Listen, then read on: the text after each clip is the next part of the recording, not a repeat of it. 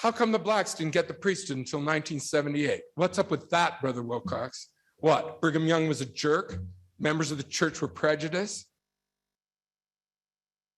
Maybe we're asking the wrong question. Maybe instead of saying, why did the blacks have to wait until 1978?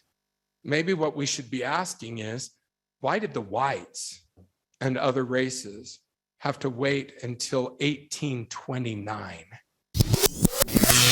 Hi everyone, Nemo here. The statement you just heard was made by Brad Wilcox in a fireside to youth in Alpine, Utah on Sunday the 6th of February 2022. It's not the first time he's said it though. Why didn't the blacks get the priesthood until 1978? What's up with that, Brother Wilcox?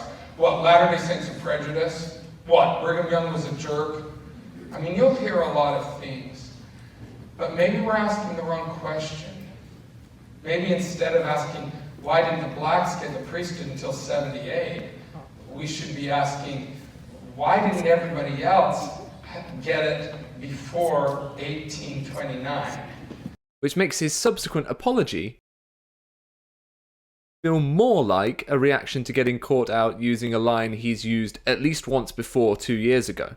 But let's look at some of the other problematic things he said that night to the youth in Alpine. My kids played church.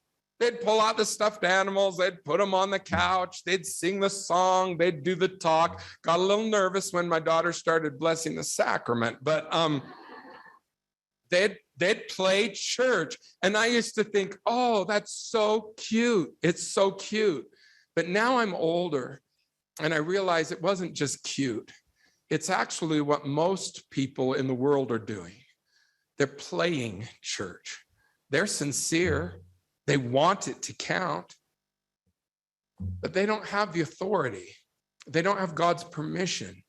This is what our church leaders are saying about other Christians behind closed doors. Also, got a little nervous when my daughter started passing the sacrament.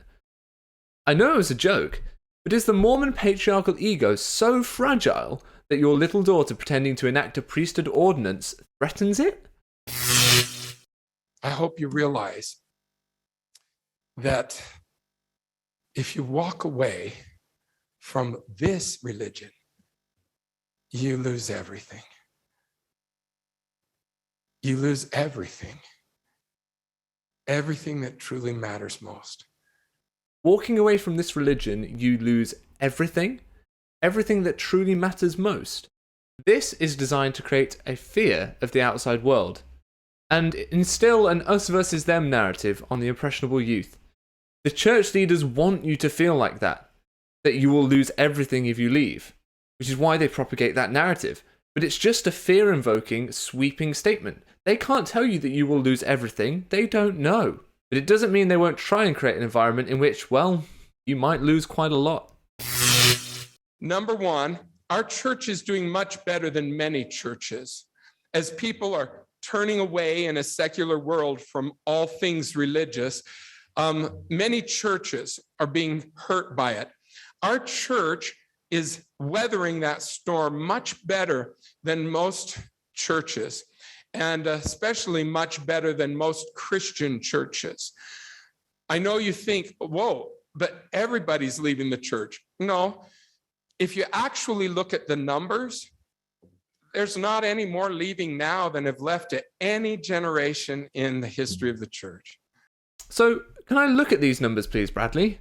Because according to the numbers I have, which are all free to examine, 2020 was the first year in the church's history it failed to grow versus world population. It actually shrunk. The church grew by 0.6% in 2020, while world population grew by 1.05%. So if you'd be so kind as to share those numbers you say we should actually look at, then we could work out maybe why this is. But don't go telling the youth to look at the numbers if you're not willing to provide them.